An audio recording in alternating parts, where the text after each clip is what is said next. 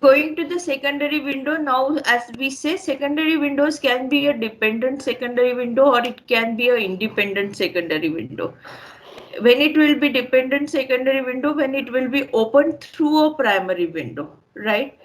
So, and which will be used for doing some different activities which is in accord, I mean in related or in accordance with the with some primary window activities, then we are just saying it as a secondary window. So what is dependent secondary window? It can only be displayed from the command on the interface of its primary window. So it is coming through the primary window. That means what? It is coming from the primary window. When you will be having through primary window, you are giving some command, either some button will be there or some menus will be there on which you will click and then a new window will be open. So it is coming through the interfaces through the primary window, right? Then secondary windows are closed when the primary windows are closes and hidden when the primary window is hidden. So same as if you have any secondary window which has been open, if it is a dependent secondary window which has been open through a primary window, if you close the primary window, definitely your secondary window will also get closed.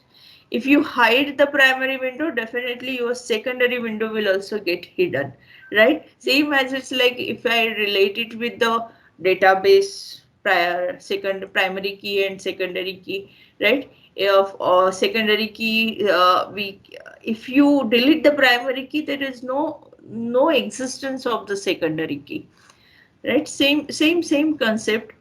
uh, then what is independent secondary window? So when it comes to the independent secondary window, it can be opened independently of the primary window. For example, the properties in the desktop, right? So if you go over here, so now this is my desktop. I think you are able to see my desktop. If I right click, some windows is opening, right? So these are the property window of this desktop. This is not opening through any primary window, right? But this is not a main window.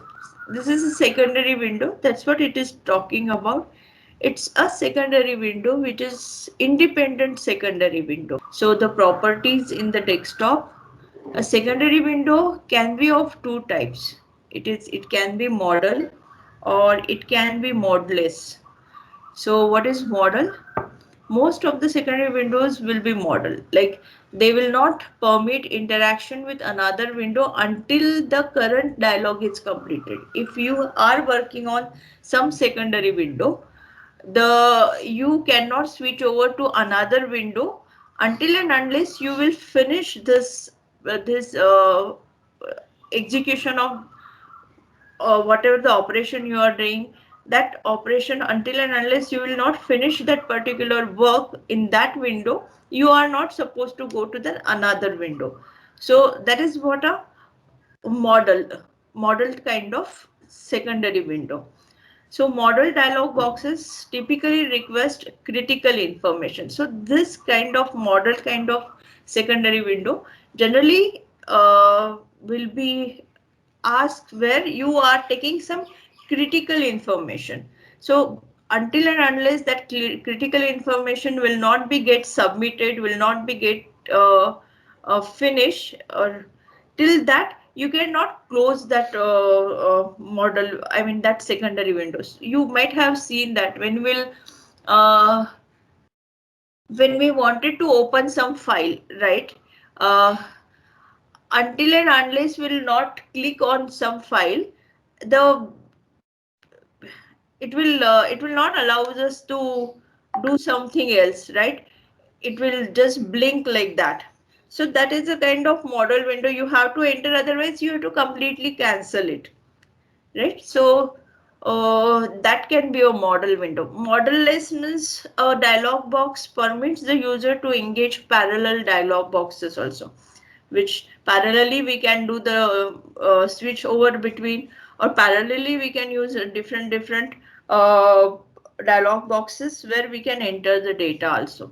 So secondary window is typically smaller than the primary window. Okay, this doesn't matter.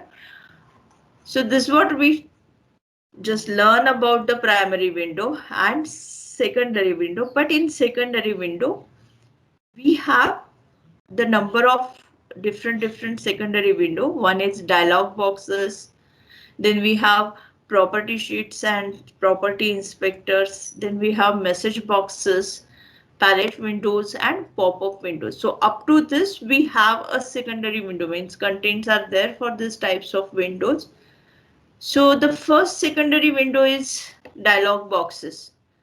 So dialog boxes, you can see the image which I have put in the PPT.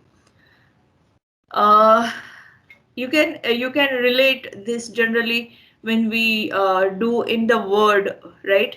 Microsoft Word when we'll open such kind of this one, find and replace. If you wanted to find and you wanted to replace that particular word with some other particular word, we'll go for this find and replace, right? So when we'll click on that option, a box will pop up, right? Some kind of box will open. That is a secondary window will be open. There is nothing but it's a secondary window it will open, which through which we are giving some messages, through which we are doing some action, right? So it is like it's asking for a brief messages, to present a brief messages. It is used for requesting a specific transient action, right? So through which we are doing some action. It's used for performing an action that takes a short time to complete, and that is not frequently changed. So it is not like we are not using the replace such kind of very frequently, and it takes for a short time to complete. You are just putting the what you need to find with which word you need to replace, and you will just click on replace all, and it will get over, right? So then for such kind of dialog boxes, generally the command buttons which will include is like OK, cancel, others. In general, I'm telling in general. So here in this figure, we have replace all, find next. So it is with respect to this, we have replace all, find next, and cancel, right? But generally, any dialog boxes which will be used for taking some small commands, for commands which needs a short time, which when we'll take those command, it will not keep on changing that particular action which has been taken. So for that we are going to use dialog boxes. Then next windows is type of window, secondary type of window is property sheets and property inspectors. So you can see in the diagram where you are going to use such kind of secondary windows where you need to change some of the properties of your application, or some of the properties of your some particular object. It's not application, or it might be some particular object, right? So most common way to present an object's complete set of property is in the secondary window, right? You can see that if you wanted to change the font style,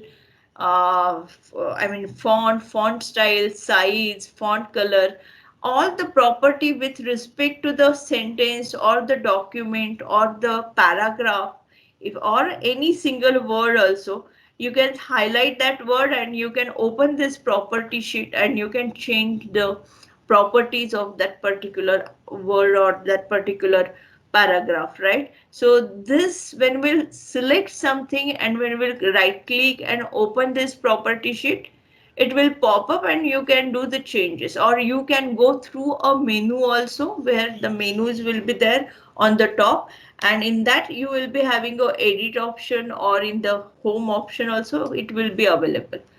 You can do, or you can see the another example where the date and time properties. So you can see this is generally you will do, it will change and it will be there So it's not very frequently you're going to use such kind of property sheet, right? So most common way to present an object's complete set of property in a secondary window. So for such kind of things, we'll be using a secondary window. From the designer's point of view, we have to understand where we can use our secondary window and what kind of secondary window it is, whether it is of dialog box, whether it is used for properties. So you can use in this way, you can design in this way. Each set of properties is presented within the windows as a separate page. So command buttons, what will be the command buttons on this? Generally it will be OK, cancel, apply. Apply is very important because it's we are going to change the properties, right? Cancel is also important if we don't want it to do any changes, we can just say, right? So this is an example. Then moving to the third one is message boxes. Uh, Message boxes where we are not feeding anything, we are not asking any data to enter, but it is like displaying us some message when suddenly some particular situation will exist, suddenly some particular event will happen or some condition will activate, right? At that time some kinds of message boxes will come. So here you can see the message box which is telling that the selected disk drive is not in use. Check to make sure a disk is inserted, right? So here we are not going to enter anything, any data or anything, just either retry or cancel, okay or cancel kind of things, right? So generally what are the command buttons should be there on the message boxes? Okay, cancel, help, yes or no, or yes and no, stop, buttons to correct the actions that causes the message box to be like, sometimes okay, something is there and we wanted to correct the action, then we can just put a button where we can say uh, go to that particular action, I mean go to that particular page, something like that, which will correct that particular action. So we can use that kind of buttons on this message boxes. So enable the title bar close box only if the message includes the cancel button. That's true. And designate the most frequent or least destructive options as a default count. So most frequent or least destructive options as a default command. Default command means what? If we are not choosing retry or cancel, so by default one should be taken care. So one which will be taken care, which is most frequently used or which is less destructive, right? That should be considered as a default command. So this is with respect to the message boxes. Then the next fourth one is palette window. You would have seen the palettes like this. So in any application with respect to your application, you can have this palette window where you can, this palette window will help in designing something or will help in that application.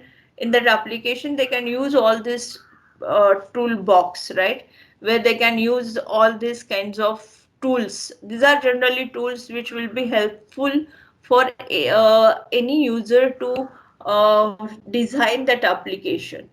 And then there is a pop-up window. Use the pop-up window to display additional information when an abbreviated form of information is in the main presentation, or the textual labels from the graphical control, or a context sensitive help information. So pop-up windows all depends on, like, based on your application, you can make a pop-up window where you can suddenly you can pop up the window and you can give based on that application, based on that situation, based on that event, you can have this options in your pop-up window. So this is all with respect to the types of windows.